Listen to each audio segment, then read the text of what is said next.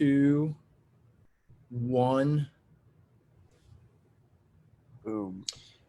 Hello, weirdos, and welcome to a very special Weird and Whatever. Hey, how's everybody doing? Hey! So back in the day, if you watch sitcoms, from the 80s or the 90s, and it was, they're going to touch upon serious topics that always started off like a cold opening. Hello, everybody. Welcome to It's a Wonderful World. Yeah, and then they would. It's like some dramatic music in the background. No, nothing dramatic today, y'all. How's everybody doing? It's been a while since we've been together, weirdos. I hope everyone's being safe and healthy. I would like to jump right into it. We only have so much time. Vickie, a lot of ghost stuff. A lot of people who have never, ever experienced a ghost before. But now, since the quarantine, since the COVID hit, they are experiencing ghost-like activities. How can you make heads or tails of something like this? I mean, it could be a combination of the fact that they're home more often, so they're noticing more things. Or, I mean, let's face it, the energy right now is crazy. I mean, the world, you have so much turmoil, you have a lot of negative energy flowing around, and spirits are going to use that in order to manifest and interact. And I have to agree, I'm getting tons and tons of requests for investigations. So, in your opinion, when it comes to earthly turmoil, if the world collectively is showing, just they're going down a bit with their emotions, you can see a difference with ghost activity. This is something that can happen. Yes, absolutely, especially with your negative energies. They are going to feed it. An energy gets more fuel, for lack of a better term, off of anything like fear and anger and rage, and all those kinds of feelings are more powerful and more useful to them, especially a negative entity.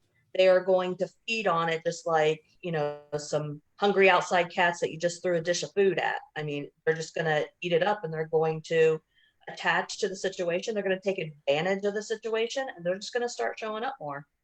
Then why is it that ghosts don't do that with positive energy? Why does it always have to be negative? When you're talking about earthbound spirits and you're talking about things that fall into the category of being non-human, there's just not as much energy attached to positive as there is negative. Plus, like attracts. If you're earthbound, there's a chance that you were negative in life. You're also negative in death. You're trapped here. You're going to gravitate towards what you were. Now, that doesn't mean that you're positive spirits, like the ones that come in visitation, like relatives. It doesn't mean that they've stopped their visitation. But it's usually the more negative and the more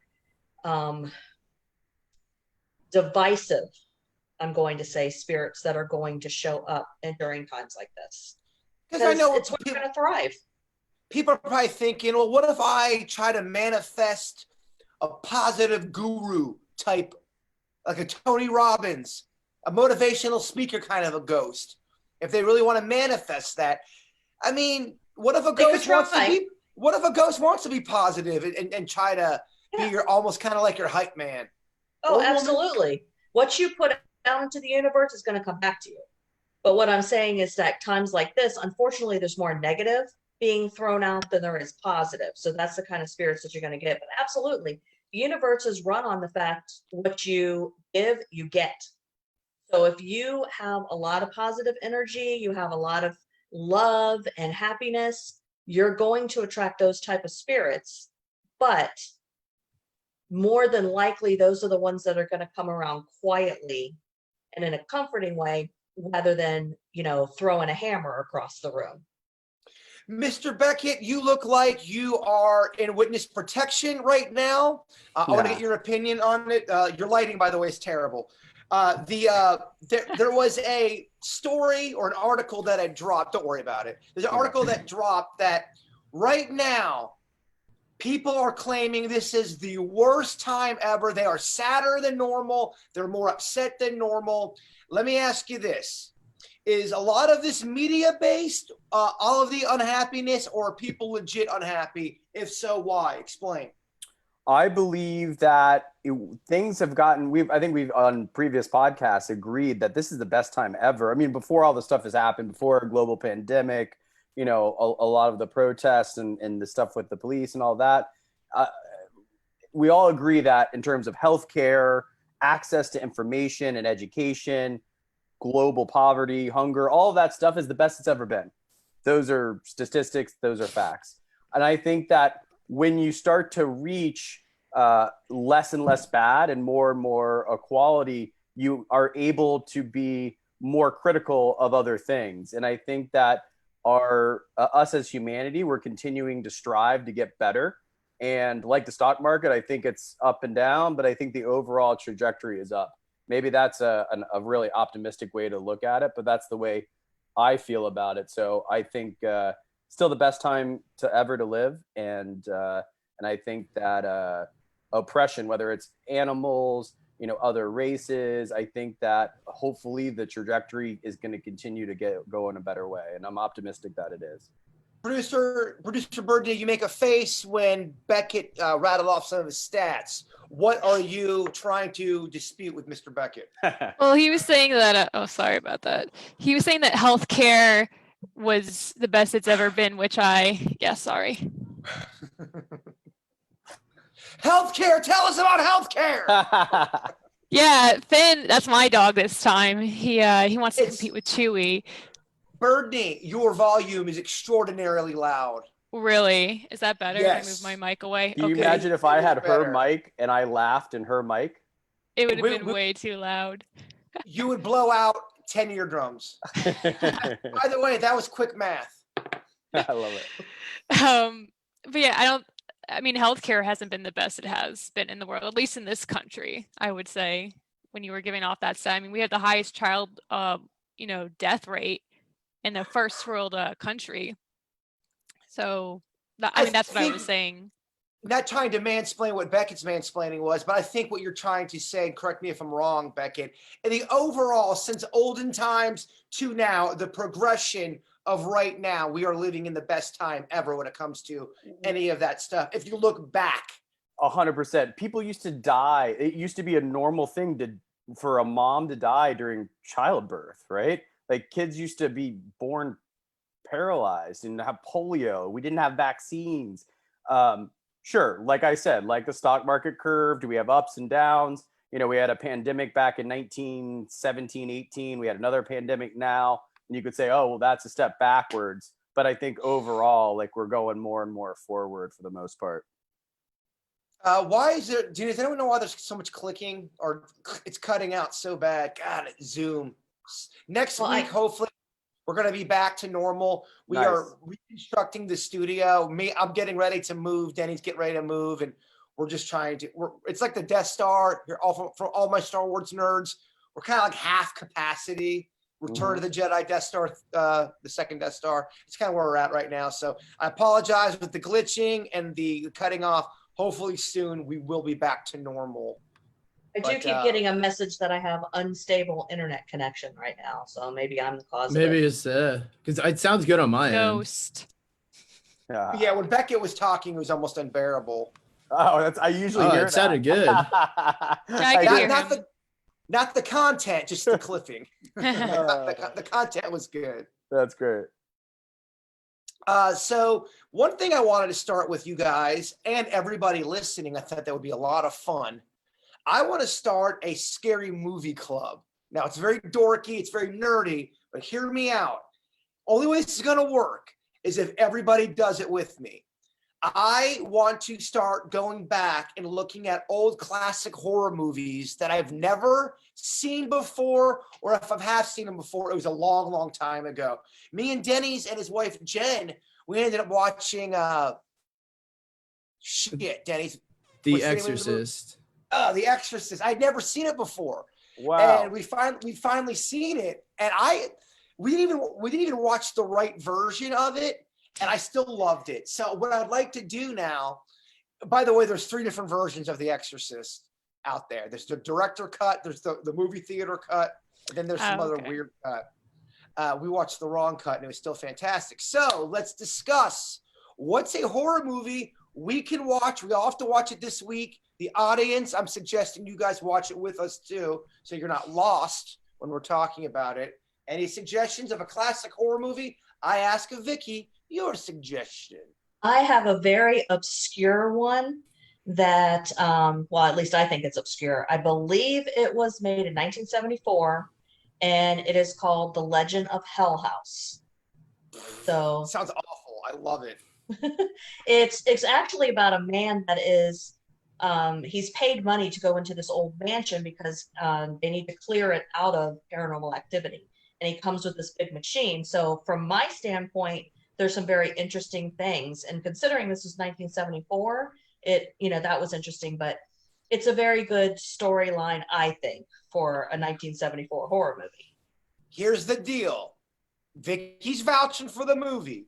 If this movie sucks, she's got to give out her number on the air live next week. Oh man. Gonna get all hit up. I didn't hear that because my internet connection went out. What were you Yeah. saying? Perfect. Don't tell her. Don't worry about it. Don't I worry heard about something it. about a phone number, but We'll vote as a group, and if the majority likes it, you're off the hook. If the majority thinks it sucks, punishment time. All right, that's the movie we are going to watch. The audience is going to watch it too. What's the name of it again? it's Legend of Hell House, and I believe it was done in 1974. Okay. All Is this right. based on a real story? I don't think so. I don't Okay. think so. And Beckett, we're not going to take any of your pretty boy shit. If you Ah. don't watch it, your number goes out on the air. Or are we gonna watch it together, or we have to just watch it individually? I do own it on DVD if somebody wants to borrow it. Okay, I just have to I have a borrow someone's watch party. DVD player. It'll play on a Blu-ray too. Okay, very, very fancy. All right, okay, gang, everyone listening, that's the assignment. Vickie's not shitty movie, but Vickie's pick of movies. Hey, you didn't tell me I had to prepare, so you're lucky I had one right off the top of my head. I like y'all unprepared. You get the raw The part of you. I rawness. like it. I love it. Okay, that's our assignment. We are now entered a scary movie club. And with all that positivity, I think it's time to just keep that ball rolling for some Dennys Random Facts. Yeah, we've almost. It's getting better. It gets better each It's been time. improving. All right. So if you are watching at home, that means you know the rules of Dennys Random Facts. But if you have never heard this segment before, Vickie, our educator, she grades Dennys harshly on his factoids. If they are great, she gives him an A. If they suck, she gives him an F. Dennys, the floor is yours. So I always like other countries that have words that we don't have, and then we kind of have to adopt them, or we don't adopt them, and they have a way of describing something, kind of like the French word déjà vu for something you've already seen. We don't necessarily have the words, so we adopted it. There's a new term I came across, and I want to see if you guys think it's kind of cool. It's umorels. It's an Italian term used to describe old men who watch over construction sites or watch people do things with their hands behind their back, offering unwanted advice, and often are found annoying. So isn't that like a second seat? What's it? Passenger seat driver or something like that? Like a That's the backseat driver? Yeah, that's the equivalent. Or just But the- plain stalker and creeper. Yeah, well, they have their own term for somebody who looms annoyingly and gives advice when it's unnecessary. Do me a favor. Use it in a sentence. Use it in a sentence with my name. We're working on this construction site, and this Umarella Jbird comes over and keeps telling us what to do.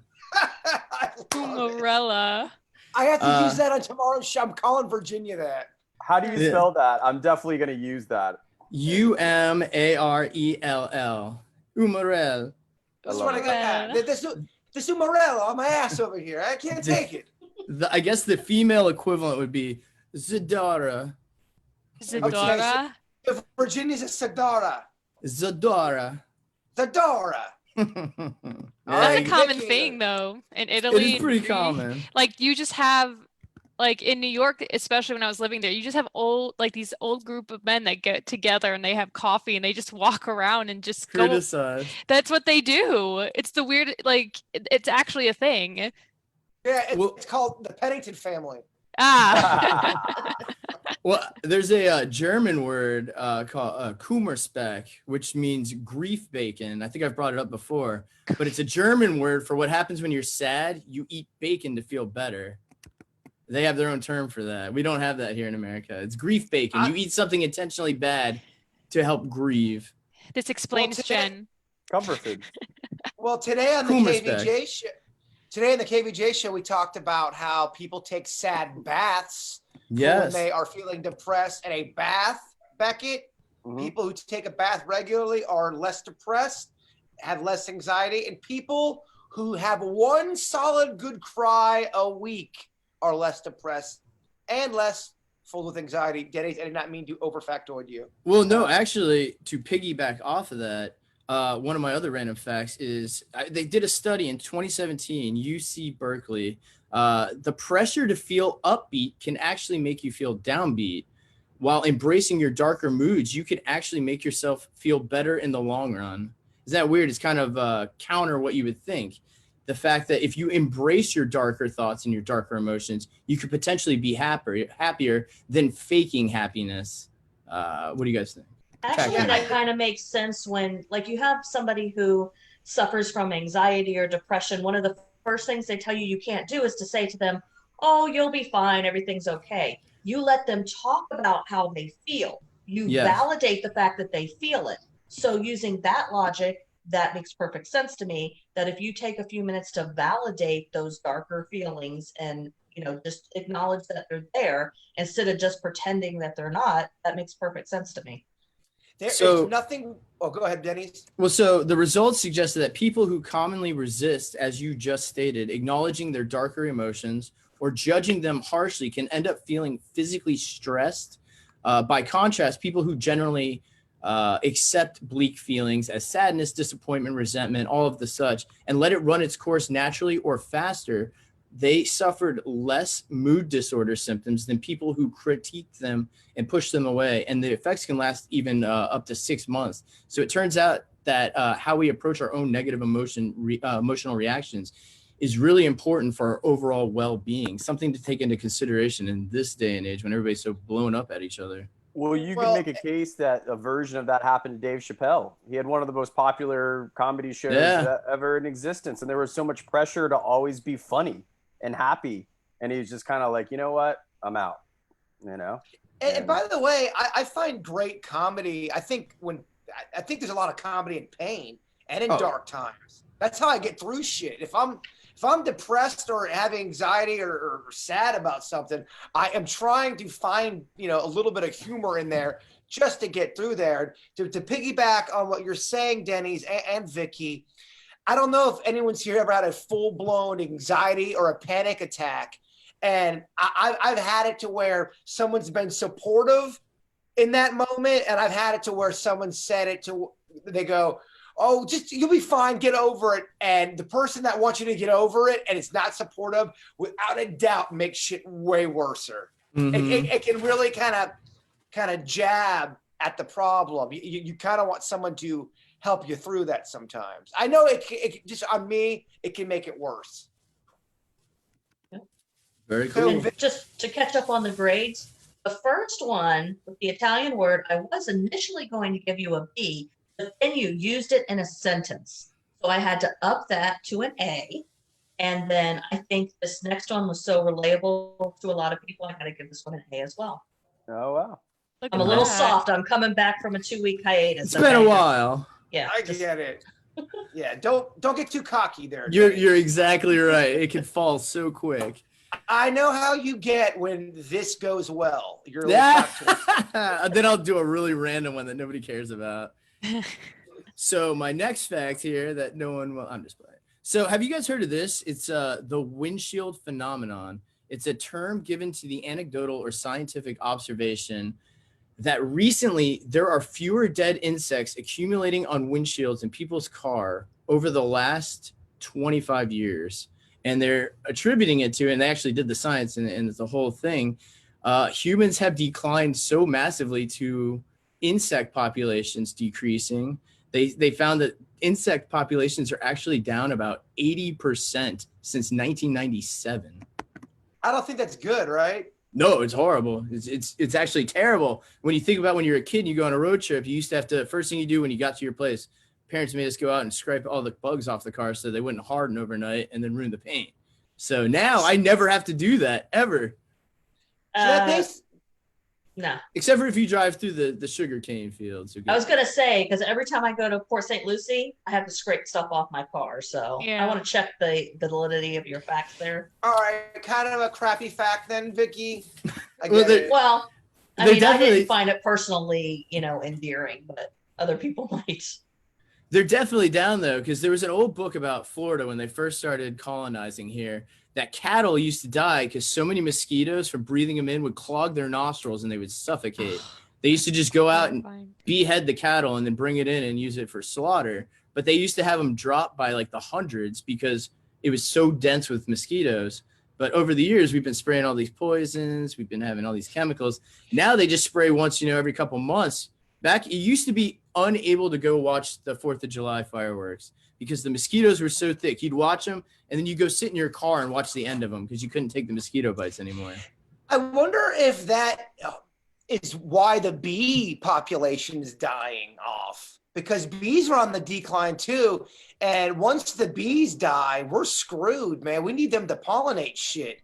And I mean, just with if the insects are kind of going down already and you're talking about all these sprays and stuff, is a bee not an insect of some sort? Oh yeah, bee.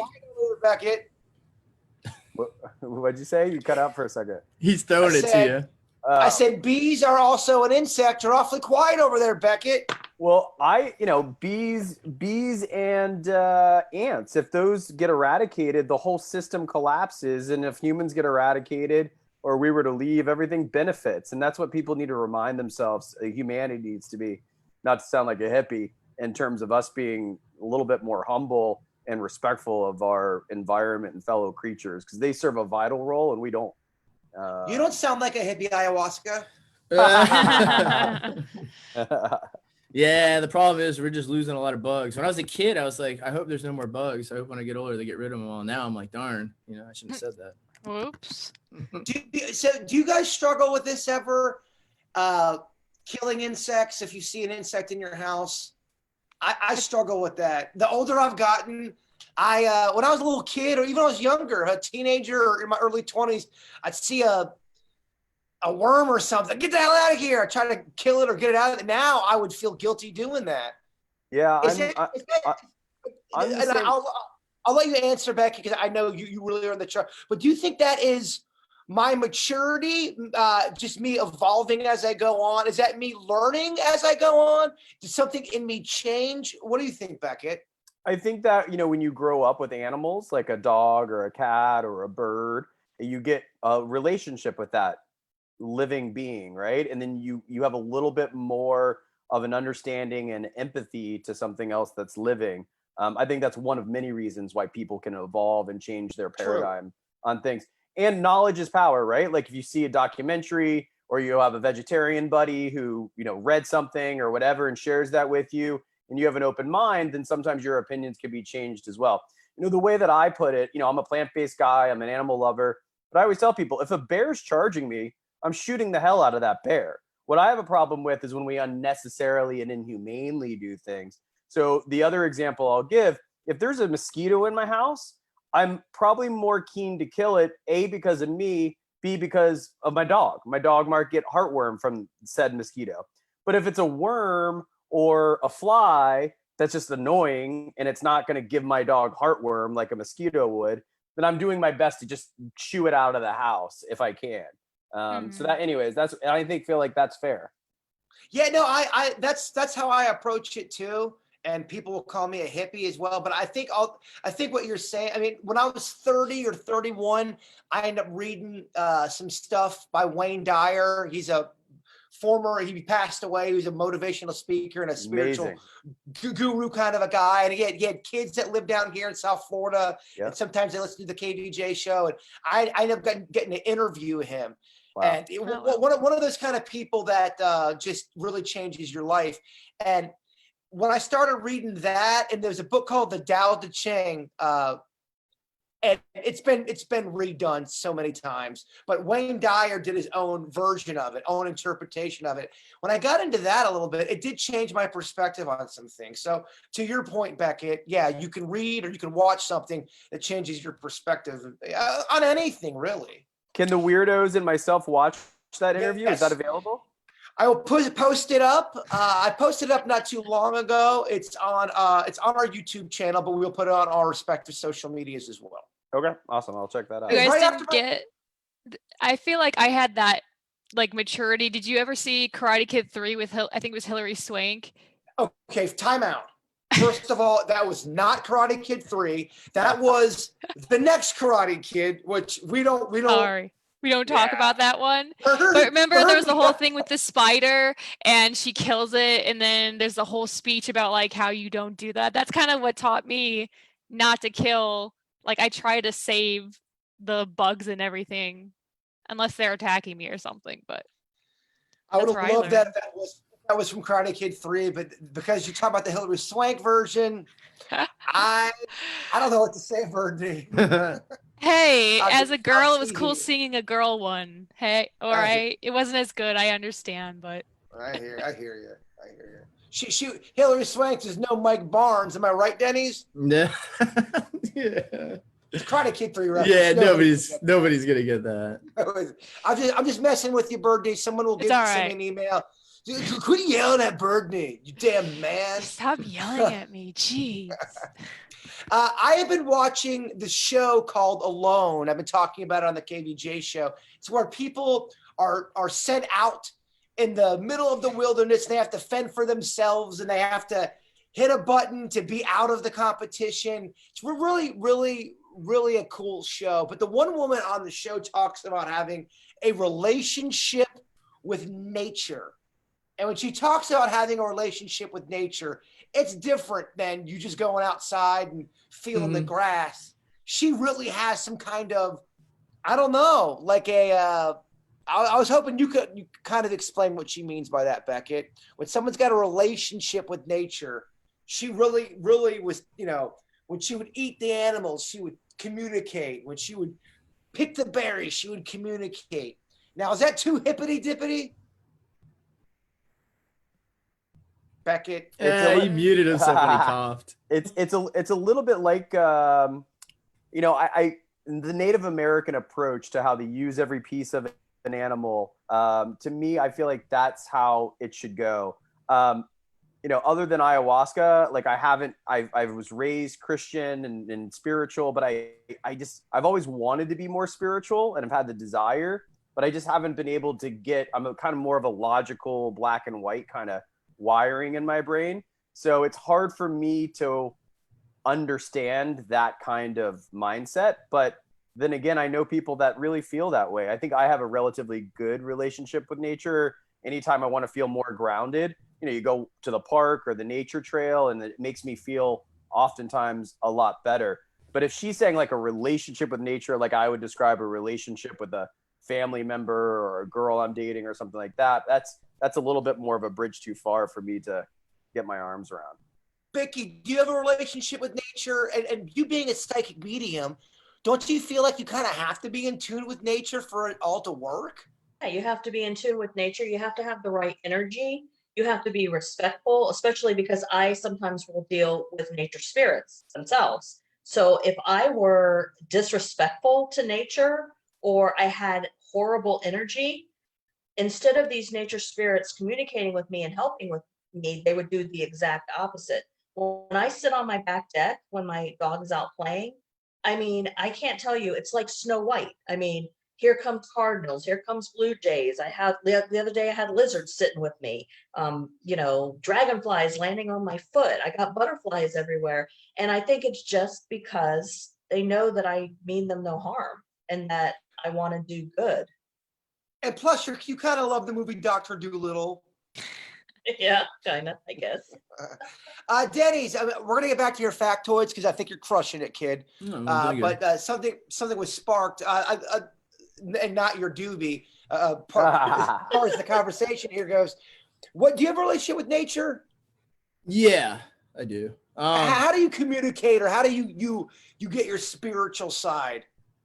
So I think, I guess you could crudely break people down into two categories. Some people feel that, we're built for the world, and some people feel the world was built for them. So that being said, if you think the world's built for you, you're going to treat it a lot different than somebody who thinks that they are borrowing from the world. So I try to pay at least acknowledgement that we are here on borrowed time. Try not to mess it up too much, because it's hard to think past, the immediacy of everything in your own lifetime, or even your kid's lifetime span. It's hard to conceptualize past that. But people have been living on this planet for so long. We read about it in history books way, way back, and it's going to continue for a long time, I imagine, unless something crazy happens. But in all that time, we constantly have this struggle with nature. It's never changed. I mean, you can go back to Shakespearean literature. They have the story of person versus person, person versus self, person versus nature. It's always been some sort of factor. Some people have, pissed all over it, and some people have really tried to cultivate something from it. So it really just depends on what type of person you are. And I don't know. Good luck necessarily.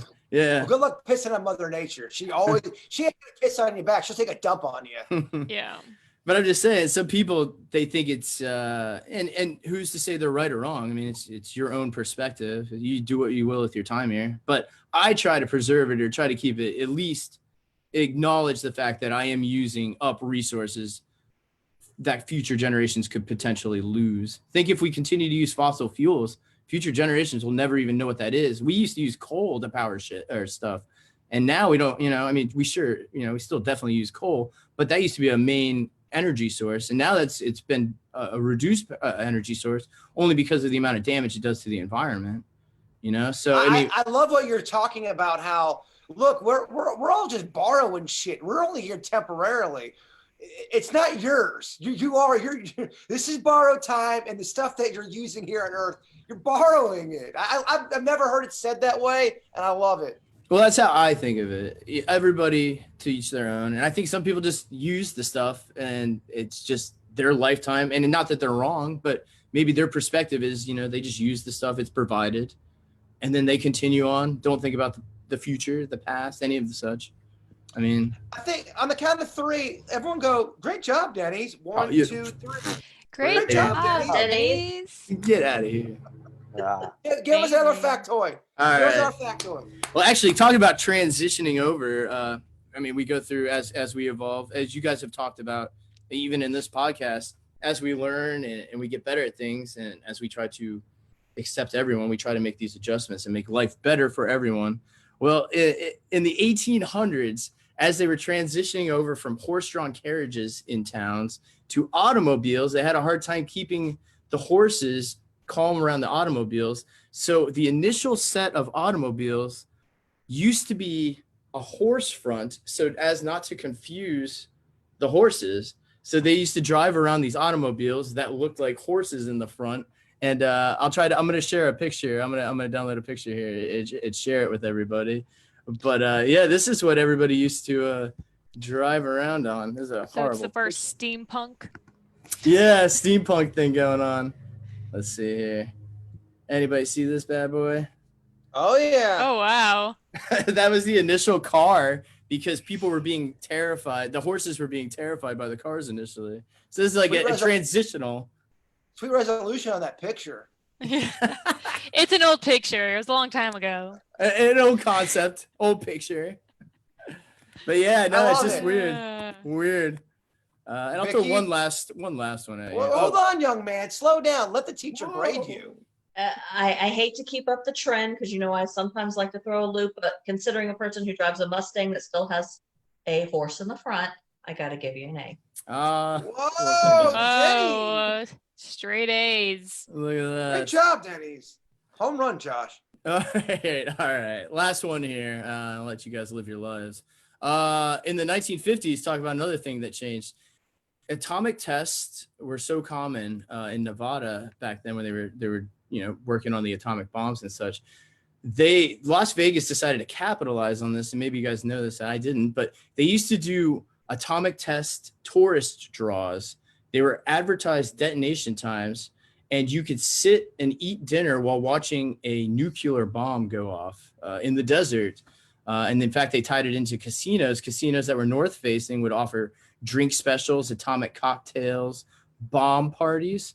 Unfortunately, it was retired in 1963 after the October of the Cuban Missile Crisis, when they actually thought bombs might be bombing them. So they decided to stop it.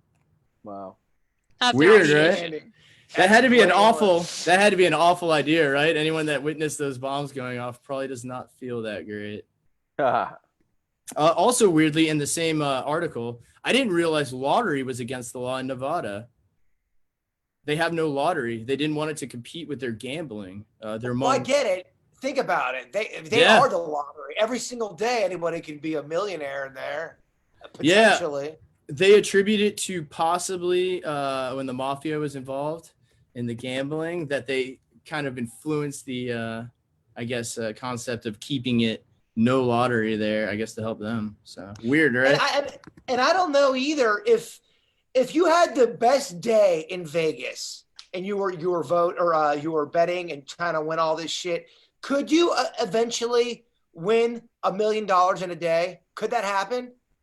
If you were go by odds, yeah. If you were good at gambling and you could take the house, because I always hear it, the house always wins. Yeah. Well, so if you're playing a game where you can influence your odds, then yeah, you have a better chance. If you're playing a game like roulette, then you don't necessarily influence the odds. Then it's purely up to odds.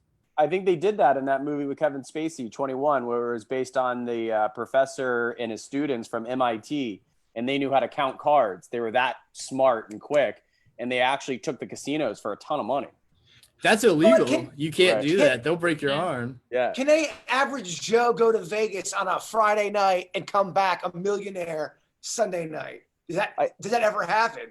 I think if you've ever seen in some casinos, they'll have like a certain circle of like slot machines. The odds are really, really, really small, but they'll have like a Rolls Royce up there, or they'll have, a $500,000. I don't know if they have up to $1 million, but they'll have those where, you play and play and play, and like every once in a while, someone wins big money. You ever seen that game at the mall? It's called Keymaster. You have to move the key, and then you press the button, and it goes forward. And if it fits in the lock, you get like an iPod or an iPhone or something insane, right? Mm-hmm. Well, I read into that thing, and the way it works is it's an algorithm that it only gives a probability of 1 in 10,000. So even if you actually line it up perfectly, it'll move it just enough to make it so it won't go in, because it doesn't fit into the odds scheme. Weird, right? That thing is calculated for winners. You would have to play it X amount of times, and eventually you would hit a point where it would allow you to win. I thought that was messed up. Cheating. Rigged. Well, Dennys, I think you did a fine job. We appreciate your services. Thank you. Yeah. Vickie, how are you feeling today about maybe doing, because it was such a popular segment last time, maybe just doing a quick little round table of psychic feelings? For example, when you look at Beckett over there, his pretty haircut and showing off his thigh, do you sense anything going on with Beckett that you didn't sense a couple weeks ago? Guide him. He's trying to be all nonchalant. He's trying to mess with his hair. He's trying to be coy. He's trying to be coy. He's trying to get that little shy, sexy thing going. It's working. I got a little bit more sun, shaved a little bit. I feel like I'm coming out of quarantine. I'm getting back in shape. We're going to have to do Rebuilding Bird and Beckett when we come out. Let the psychic medium work, my friend. Don't give her the information. I think there is something that's been on your mind lately. Get the sock out of the way. I think there is something that's kind of like, how like when you get something, I use the analogy of like when you get a piece of popcorn stuck in your teeth kind of thing, where it's there and it kind of bugs you, but it's kind of hard to get to it and take care of it. So I do think you got some underlining issue that you need to take care of. Is the popcorn kernel female? You knew. With you, it's usually always. And by the way, what you're thinking about, go with your gut, because I think you're right. Okay. All right, Colonel, get to it. Get out that dental Okay. floss. All right, now you look over at producer Birdie with her awesome Yoda shirt, baby Yoda shirt on, and her Britney Spears headphones, which I love. What do you sense about Birdie? Oh, let's see. I think that you're wondering about the start of school this coming year. Is that right, Brittany? How would you know? I'm psychic. Yeah. No, I mean I first of all I do want to congratulate Brittany because I know that we've talked about it and G and I have talked too. I know that she has a lot of anxieties and things, and I think you've been doing a pretty darn good job so far. Thank Everybody, you. on the count I of gotta three, give you say. kudos. On the count of three, everyone say, "Sweet job, Brittany." 1, 2, 3. Sweet Good job, job, Brittany. Brittany. Thanks. We didn't do too bad. How are you doing, Birdie? How's your mental state? How's your personal state? Mentally I've been doing a lot better, I would say. I was sick for a little bit. It was not COVID. I did get tested just because my doctor wanted to just double check because I was having weird symptoms. But other than that, I'm just trying to be there's so much negativity that I'm just forcing myself to kind of find positivity, whatever it is, whether it's listening to good music or playing music, talking to old friends. So that's been helping me a lot. And I think, Yeah. with anything, when you're used to the anxiety, you learn how to cope with it. So I'm learning how to cope with COVID and cope with what's going on better now. Me and you are the anxiety twins. I'll wear a Yoda shirt too. Good. We can wear Okay. a Yoda shirt. Just have anxiety together. I love it. We'll eat Sounds pizza awesome. and have anxiety, and we can Well, play you music. know what? We'll start our that new trend that everybody wants to get to be a part of: anxiety parties. I love it. Sure. Okay. I'm down. Denny's over there looking all like he's hot shit. Your house search, because I know that we talked about it in the beginning, I guess before we went on the air. Oh yeah. I'm getting 6 to 7 as a time period, so I don't know when I see it numbers. I don't know if it's days, weeks, years, months, whatever. I would look at it either I'm leaning more towards 6 or 7 weeks, or at the max 6 or 7 months, so you find the right thing and everything's settled. Oh, look at that. But I get 6 to 7. If it's 6 or 7 months, you're gonna get 6 or 7 of these. I tell you. Yeah. Get the hell out of here, Denny. It's gonna be more You're like gonna 6 to 7 weeks or days. All right, and me, Vickie, what do you sense?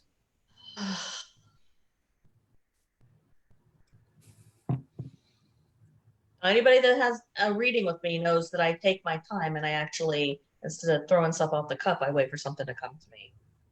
I hear you, and no pressure. A big theme of today's podcast is pressure. We're not trying to add any more. But hey, nothing. You've actually, whether you've known it or not, whether you've noticed it, you need to pay a little more attention to the spare bedroom upstairs, because there's something up there for sure. I feel like you would actually hear it more than anything else. So start paying attention. Like, don't dismiss those sounds. I think that some of them are coming from that other bedroom. I'm seeing like the closet doors, not hard, but I see them, when you have doors on a track, and if you push it too hard, it kind of bounces back a little. I feel like there may be like some movement like that with the closet doors. And Well, not in just your to kind of- bedroom, the other bedroom. To piggyback off what you're saying, I have been hearing thump, like we've talked about, the knocking. I have actually been using that room more because that's where my treadmill's at, and I have been rebuilding Bird. I've been exercising and eating better. I've been making some changes on that level. But with that said, I have have no idea what happened. I've never been near the mirror. I'm never near the mirror. There's a crack in my mirror out of the blue. Right at the bottom. I'm gonna have to get that replaced. If not, I'm gonna have to pay that to the landlord here. There's a crack in my mirror. You know, the kind where you had your closets? Have no idea where it came from. I'm never even up there. So I have been hearing the knocking in that room, like you suggested. And I've got cracked mirrors. What the shit? Cracked mirrors last time I looked don't mean good luck. Well, only if you cracked it on Friday the 13th. You're good if it's any other time. Okay, so if it's a demon living in your closet that cracked it, If it's a demon, send them the bill when you have to replace those. But I think something has. I think those doors have been moving on their own more than you know. So yeah, the other thing too, I was going to talk to you about. I think this is what's going on. I think whatever entity is in my place here, I think they're manipulating audio to freak me out, to wake me up. Because you talk about a lot how these spirits like to mess with people while they're sleeping. And that's when I get a lot of my activities, when I'm trying to go to bed or I'm drowsy and I'm tired. And Chewy will be stone cold out, sleeping, and there'll be barking coming from upstairs. And he's not upstairs. He's downstairs. I'm with him. But there'll be barking of Chewy from upstairs. And I think the spirit is doing that stuff to screw with me. Have you ever heard of that? Sound manipulation? yeah, well, that actually is a form of mimicking, is what it's doing. Most of the time it's human voices that they will mimic, but they can do that with animals. Now I have to ask a question. Since you've been there, because I know because of Chewy's health, a lot of times he doesn't go upstairs. From the time that you first moved in, how much time did he actually spend upstairs? Chewy's only been upstairs twice. It's been probably less than a 2-hour time period that I've been here. Okay. And I will say that it's almost like, because I've moved down into the living room to be with Chewy. I'm really not upstairs anymore. Only time I'm upstairs these days is to go upstairs to run or to grab something out of my closet. But ever since I moved downstairs, the ghost party has come downstairs. Ever since I put the bed down here, that's when I started seeing the entity walk down my stairs. That's when a lot of more other stuff, that's when the crack happened, all that kind of, the crack in the mirror, not the crack, not the usage of crack. But yeah, so I think I wasn't giving them what they wanted upstairs anymore. Right. So they brought the party downstairs, which I think would happen. Yeah, they need your energy. So if you remove the energy source, they're going to follow it as best they can. So that only makes sense. Chewy's been doing great too. A lot of people have been asking how Chewy's health has been doing. Now, obviously, Chewy's old. His blindness isn't going to get better, but his spirit is great. He's eating, he's walking, he's friendly, he's playful, doing real good ever since he had his last episode. So we hope another episode doesn't come, but I do appreciate the warm wishes from everybody. Brittany, how are we doing on time? We are at 47 42. minutes. yeah, 47 minutes. The one thing I do want to talk about, if the audience during any of the podcasts ever has a question or wants an update on something, go ahead, put that in the chat room section. Brittany is going to go ahead and see if anything is worthy of on the air. So basically, if you write it, Brittany doesn't suggest it, doesn't mean Brittany liked it. So it means she didn't like it. means I at all. hated it. No, we're just kidding. But yeah, if you have any questions, ask. Brittany, has anybody asked anything of significance that would deem worthy of being talked about here? I haven't seen anyone ask questions. It's mostly just been comments. But if anyone would like to ask a question now, they are more than welcome to ask That's it. cool. I'll continue on as we do in these trying times.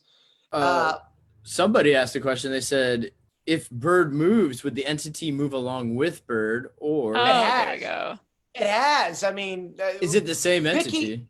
Vickie, how long have I known you but for? We've been doing stuff for about, 13 years now? 13 years since 2007, yes. Every place I've lived at, there's been a ghost. Every place. Right, and not always the same one.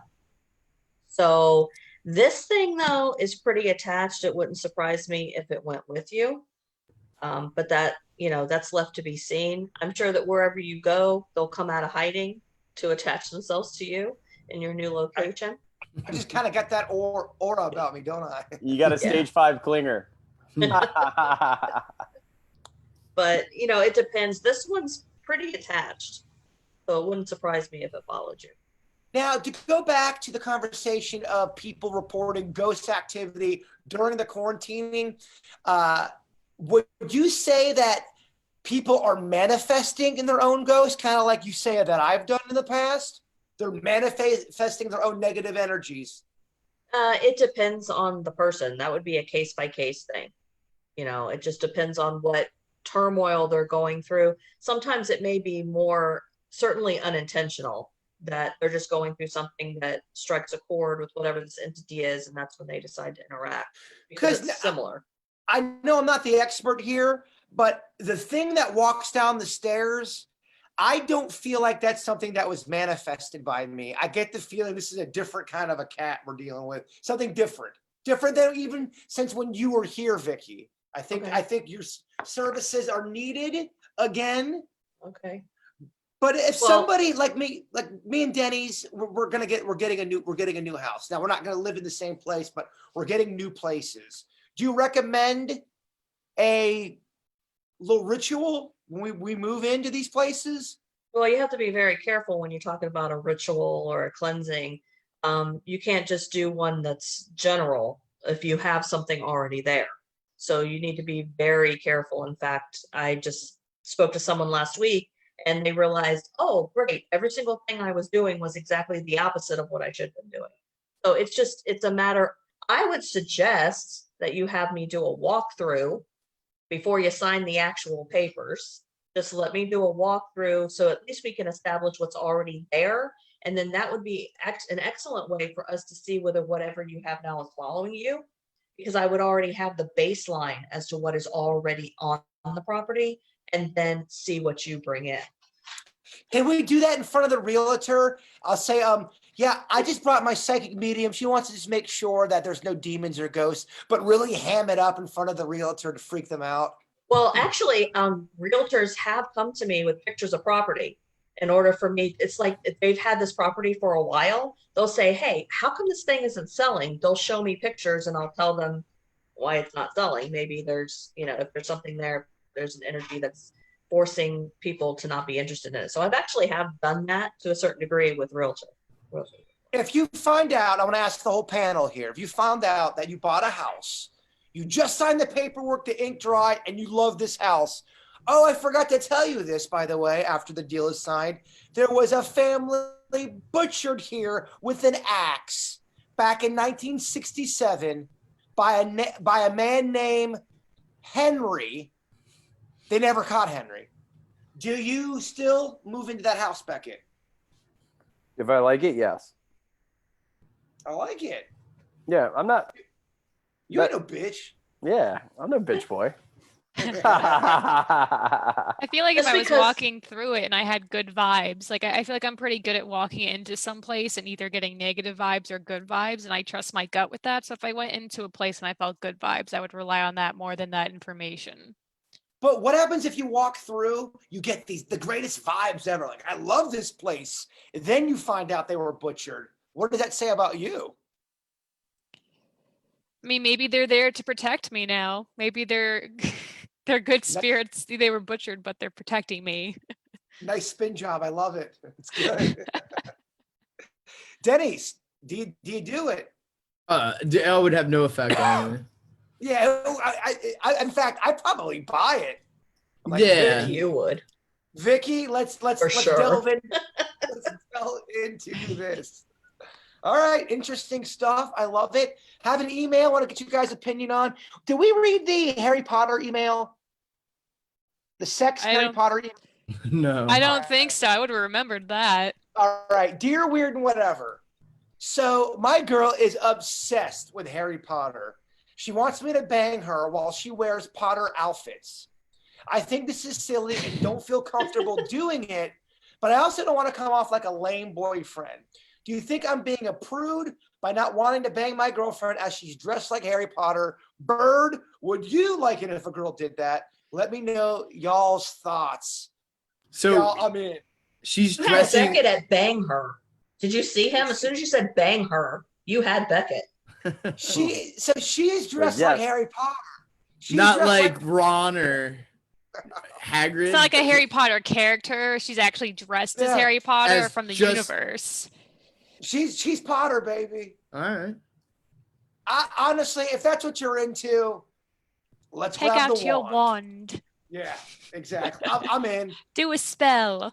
I'm into it. Birdie, are you in? I'm already in. I love Yeah. it. Beckett, you in? I'm in. We know. Vickie, As long as it's not every single time. Yeah, not If every If it's time. every single time, no. Every once in a blue moon, fine, whatever. it's not every single time, but your partner says things. Okay, Vickie, it's time. It's time to pork Potter. How much do we love this person? Yeah, how cute are they? Are they the love I'll of my say- life? Then sure. Okay, love of your life, you're in. If it's somebody you're Oh yeah. just starting to date, you're out. It depends on the chemistry. It really does. All of a sudden, Jed has got this wicked Potter fetish. That's fine. Yeah. I don't even care if she dressed like an orc. He's the one that sent in the Rings. email. It's his email. I guess I find it slightly odd that out of the entire universe, she picked Harry Potter, the main protagonist, to dress. I like. know. Not Sometimes- Hagrid. Sometimes Anyone. you can't help what you like. Sometimes y'all can't help what you like. Yeah. The heart wants what the heart wants. Exactly. Here's another email. I think I have it. Let me see here. Just want to make sure. Yes. Dear Weird Whatever. Bird, I heard you talking about how people hate food contests earlier on the KBJ show today. I'm one of those people. All that food could be donated to people who are hungry. The competitive eating industry are a bunch of selfish assholes. We need to stop this kind of entertainment. It's bad for our culture. These ass clowns overeat while other people go hungry. It's pathetic. Okay, rant over, Zachary. Oh, Zachary. Who's mad? Who on the panel here is just so mad and livid over food competitions? Nobody. It looks like nobody's mad. No, not mad, but you wonder if they are an outdated concept. Some people really get pissed off at these food competitions. All right, Beckett, do they have a point? Are these food competitions just lawless and terrible for our culture? No, because if people sometimes, you've heard the saying, someone with a hammer, everything looks like a nail. And sometimes people don't have nuanced thoughts, because sometimes these food competitions are raising money to feed the homeless, or they're bringing a lot of money and sponsorship for the Boys and Girls Club. I've seen that. So they think like, okay, there's 30 hot dogs that are going to get eaten, and now homeless people are going to starve because of these 30 hot dogs. That's just not the case. Not the case. Both things can be true. They can have a competition, they can raise money, they can do a good thing. Just because people are stuffing their faces doesn't mean someone else is going to go hungry. Birdie, thoughts? Yeah, I feel like there's so many other things that happen too. Like, how much food does a restaurant waste on a daily basis? Like, I feel like that's much more of a waste than people actually eating the food in the contest. Right. And I mean, you have to ask yourself too, like, how much food do I waste? Like, start somewhere. If you have a problem with something, look within yourself first and see if you could have any solutions before pointing out anyone else's problems. It's weird because that happens a lot where people are saying, you got to change, you son of a bitch. You got to do this. And then you look in their own house, their own kitchen, their own closet, and they ain't got shit all tidy in there either. Yeah, you're a good point, Birdie. Worry about your own shit before you start worried about what people. food do you waste? Like, work on that first if you're upset. And I also think there might be something to be said too that to Beckett's point, a lot of times you don't know the behind the scenes stuff. You are right, Beckett. There is a lot of charity work being done behind the scenes when it comes to these food competitions, where they are feeding the homeless. They are feeding people who are that are going hungry, and you don't hear that because it's not the story. But just I want to get your opinion, Vickie. Do you have anything against them? I never even thought about having anything against him until he brought up that point. So, no, I think everything, like Beckett said, it may be a fundraiser, it may be this. I know working at schools, the amount of food that the cafeteria throws away. And what's ironic about it is that they have to a certain degree, throw certain things away, because of liability issues. Because if they were to give some of that away and someone got sick or someone tried to claim that they got sick from it, then it's a whole big lawsuit. So there's a That's lot of crazy. waste around. Yeah, there's a That's lot something. of it. I mean, because you're right. Even thinking about a cafeteria like that, a school cafeteria, that shouldn't be wasted, right? That Right. should you should be able to package that and give it to a kid and a family. If it's being thrown away, I don't think a Yeah. teacher should get in trouble if they're sneaking off food to somebody who's doesn't have food. If they get sick though and a parent sues them, that's See, what's that's scary. it. That's the liability of it. The liability Gosh, issue is what stops it. It's kind of ridiculous. It's usually the parent that the kid doesn't even get sick. It's somebody that just wants to, that's sort of sue hungry. Yeah, you're exactly right, and that goes with that age-old saying: "No good deed goes unpunished." Sometimes, unfortunately, my former boss, he was training me, and I forgot what we were talking about, and he was so right. He goes, Ryan, human psychology is so interesting. You could literally give 100 people $100 each, and guaranteed someone's going to complain about it. You're handing out $100 bills. Someone's going to be like, oh, well, why'd they get theirs a day before mine? Oh, how am I going to pay taxes on this? Or his is more. Someone's going to complain. And that's just it. When I thought about it, I'm like, man, he's so right. There's always that one asshole in the group. Oh, we're at Disney World. Right. There's always one.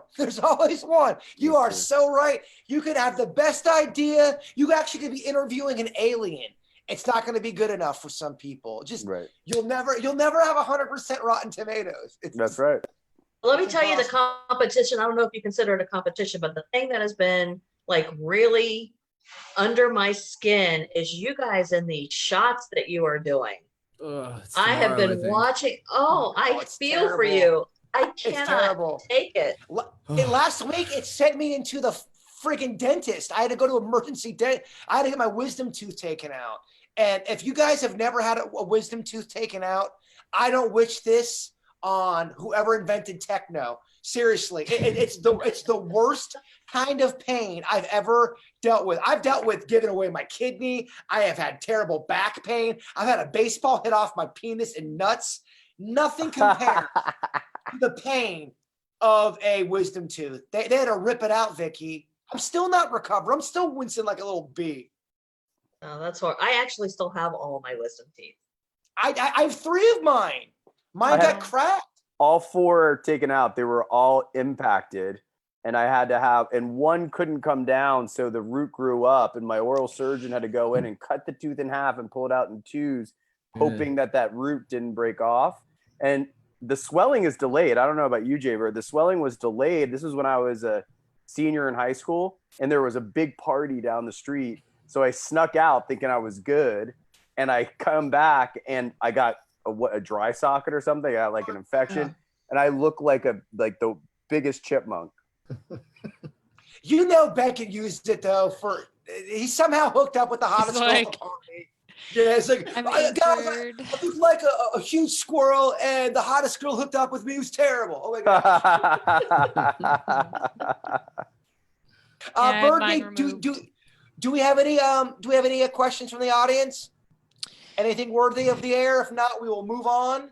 I had a question. We could use it for another day. Like, I was just wondering if anyone kept things from when they were a little baby or a kid, and they like brought it with them like through life, like an action figure, a pillow, a blanket. I'm just kind of curious, even with us, just between us.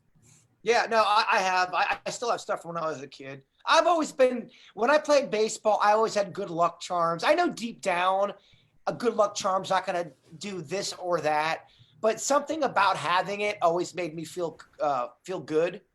Placebo effect. Yeah, the placebo effect is real. I've had this pillow since I was born. My grandma put a Mario Brothers out there for all you gamers. And it has a little thing like for my wrist. When I walked around, I could carry my pillow with me. And I still sleep with it today sometimes. It's like a comfort blanket. It's like the perfect Be height. honest. How many more under or over 20 times you've humped that thing? No, I've never humped it. Never. Okay, all right. I guess we see what we want to see.